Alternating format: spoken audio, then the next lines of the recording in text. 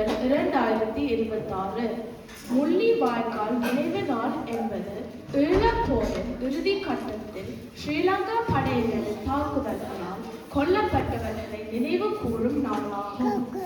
ஈழத் தமிழர்களாலும் உலக தமிழர்களாலும் ஒவ்வொரு ஆண்டும் மே 18 அன்று இந்த நாள் நினைவு கூறப்படுகிறது.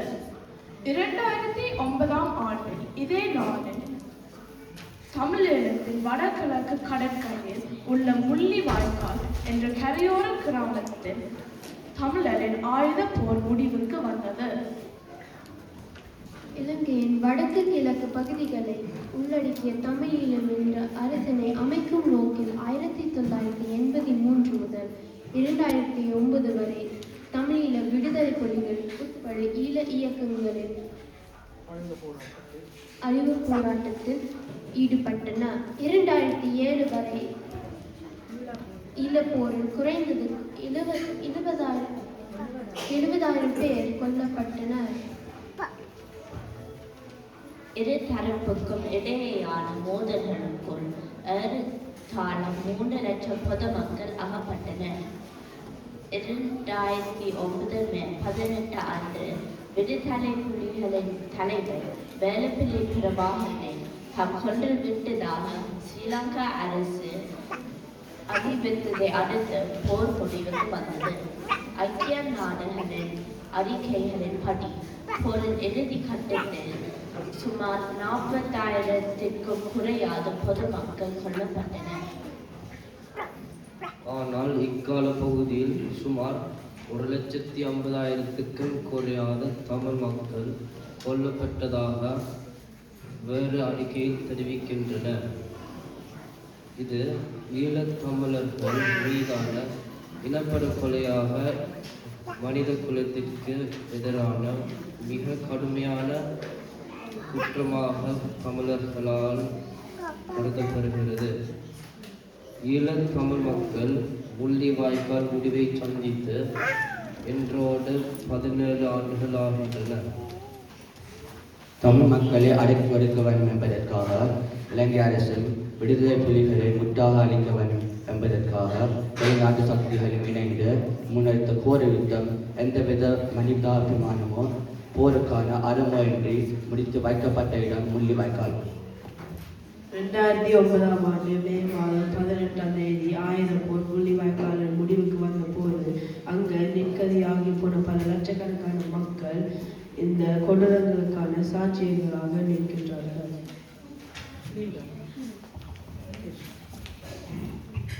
ஐநா அதிகாரிகளையும் சர்வதேச தொண்டு நிறுவன பணியாளர்களையும் அப்புறப்படுத்திவிட்டு சாட்சியளற்ற ஒரு யுத்தமாக இந்த இனப்படுகொலையை நிறைவேற்றிவிட்டதாக மார்த்தத்திய ஸ்ரீலங்கா அரசுக்கு இந்த சாட்சியங்கள் சர்வதேச ரீதியில் பெரும் சவாலாக அச்சுறுத்தலாக மாறியிருக்கின்றன. ஐநா விசாரணை மூலம் நிரூபணமாகிவிட்ட இந்த யுத்த குற்றங்கள் கொடூரங்கள் இப்போது முழுமையான சர்வதேச நீதி விசாரணைக்காக காத்திருக்கின்றன. உள்ளூரில் ஆட்சி மாற்றம் என்ற தோரணையிலும் அபிவிருத்தி என்ற போர்வையிலும் இந்த நேரடி சாட்சியங்கள் இயற்கை அழி காலாவதியாகும் வரை பொறுப்பு கூறலுக்கான நீதி செயற்பாடுகள் திட்டமிட்டு இழுத்தடிக்கப்பட்டு கொண்டிருக்கின்றன. நிலத்தில் கொல்லப்பட்டோருக்கும் வலிந்து காணாமலாக்கப்பட்டோருக்கும் திட்டமிட்ட நில ஆக்கிரமிப்பிற்கு நீதி கோரியும் பொறுப்பு கூறலை வேண்டியும் மக்கள் போராடி கொண்டிருக்கிறார்கள். புலத்தில் உள்ள நாம் சர்வதேச அரசுகள் மீதும் மனித உரிமை தொண்டர் அமைப்புகள் மீதும் இந்த கொடூரங்களுக்கான சர்வதேச நீதி கிடைப்பதனை உறுதி செய்ய அழுத்தங்களுக்காக மேற்கொள்ள வேண்டியது அவசியம். இனப்படுகொலை போரில் ஈடுபட்ட படையணிகள் முள்ளிவாய்க்காலில் ஒன்று கூடி வெற்றி போர் முரசு கொட்டிய போது தமிழர்களின் உரிமை போராட்டம் இத்துடன் துளைந்ததென்று தப்பு கணக்கு போட்டது ஸ்ரீலங்கா அரசாங்கம். முள்ளிவாய்க்கால் ஒரு முடிவு என்றிருந்த இலங்கை அரசுக்கு அது ஒரு முடிவல்ல, இன்னொரு போராட்ட வடிவத்திற்கான குடும்பம் எம் மக்கள் நிரூபித்துக் கொண்டிருக்கிறார்கள். உள்ளூரில் மட்டுமல்ல சர்வதேச மட்டத்திலும் பாடசாலைகள் முதல் பாராளுமன்றங்கள் வரை முள்ளிவாய்க்கால் நினைவேந்தல்கள் வருடாந்தம் அனுஷ்டிக்கப்படுகின்றன. சர்வதேச மட்டத்தில் முன்னெடுக்கப்பட்டு வரும் முள்ளிவாய்க்கால் கஞ்சி, முள்ளிவாய்க்கால் நினைவேந்தல் நிகழ்வுகள், முள்ளிவாய்க்கால் நினைவு தூவி, முள்ளிவாய்க்கால் முற்றம் போன்ற எல்லாமே நீதிக்கான எமது நீண்ட போராட்டத்தின் அம்சங்களே.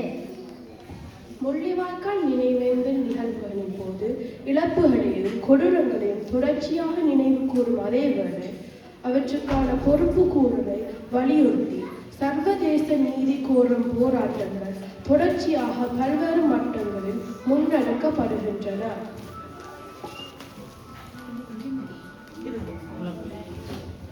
ஸ்ரீலங்காவில் ஏற்பட்ட ஆட்சி மாற்றத்தின் பின்னர் முள்ளிவாய்க்காலிலும் அதற்கு முன்னரும் பின்னரும் நடைபெற்ற கொண்டிருக்கும் குற்றங்களுக்கு நீதியை கண்டறியும் போராட்டம் அண்மை காலமாக ஒரு தேக்க நிலையை அடைந்துள்ளது.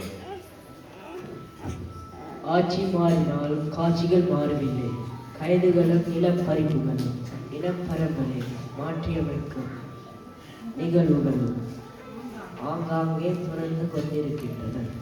வடக்கே இராணுவ மயமாக்கலும் குறையவில்லை. நமக்காக ஆயுதம் தாங்கி போராடியவர்கள் மீதான அரசியல் வன்முறை தொடர்கிறது. போராளிகள் தியாகங்களை கொண்டாடும் நாம் எமது எஞ்சியுள்ள போராளிகளையும் விழுப்புண் அடைந்த நோய்வாய்ப்பட்டுள்ள இளவர்களையும் எமது சமூகத்திற்கு அரவணைத்து தவறக்கூடாது. இவ்வாதத்தை உணர்வுபூர்வமாக அனுஷ்டிக்கும் வேளையில் நாம் நமக்கு முன்னிருக்கும் பணிகளையும் வரலாற்று கடமைகளை பற்றியும் ஆழமாக சிந்திக்க வேண்டும். பொறுப்புக்கூறல் தொடர்பான விஷயத்தில் சர்வதேச ரீதியாக ஏற்பட்டுள்ள தேக்க நிலையை உணர்ந்து நீதிக்கான நீண்ட கால போராட்டத்திற்கு எம்மை நாம் தயார்படுத்திக் கொள்வது அவசியம். எமக்கெதிராக இழைக்கப்பட்ட குற்றங்களை நாம் ஓர் சமூகமாக ஆவணப்படுத்தும் செயற்பாடுகளில் தொடர்ச்சியாக ஈடுபடுவது இன்றியமையாது. எமக்காக மரணித்தவர்களை, படுகொலை செய்யப்பட்டவர்களை நினைவு கூறும் இந்த வேளையில் அவர்களது நம்பிக்கைகளை நாம் எமதாக வருத்திக் கொள்ள வேண்டும். அமைதியாகவும் உணர்ச்சி பூர்வமாகவும் கூட்டாகவும் நமது நீண்ட போராட்டத்திற்கு எம்மை நாம் உயிர்நீத்த உறவுகளையும் இவ்வாரத்தில் நினைவு கூறுவோமாக. மே 18 முள்ளிவாய்க்கால் நினைவேந்தல் தினத்தின் முக்கியத்துவத்தையும் இது தொடர்பான தமிழ் மக்களது நிலைப்பாட்டையும் வாழ்விட மொழியும் மொழிபெயர்ந்து கூற வந்துள்ளேன். Mullivaikkal Remembrance Day is observed in memory of those who lost their lives during the final phase of the Ulam War. Tamils in Ulam and across the world commemorate this day every year on May 18. On this day in 2009, the Ulam War came to an end in the village of Mullivaikkal on the northeastern coast of Sri Lanka. Some estimates suggest that nearly 150,000 people were killed during the final stages of the war.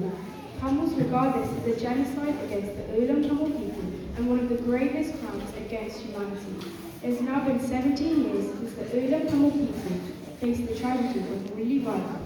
By removing UN officials and international humanitarian workers from the area, the Sri Lankan government believed that it carried out this genocide without witnesses. However, many surviving witnesses have become a major international challenge and source of scrutiny for the Sri Lankan state. The war crimes and atrocities have already been documented through UN investigations and await a full international justice process. Under the guise of regime change and development initiatives within the country, efforts toward accountability have been deliberately delayed until direct witnesses can actually pay over time.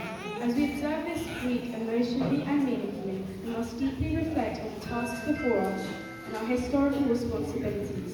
As we remember those who were killed and those who were massacred for our people, we must carry forward their hopes and aspirations. Let us peacefully, emotionally, and collectively remember all those who gave their lives in our long struggle during this week.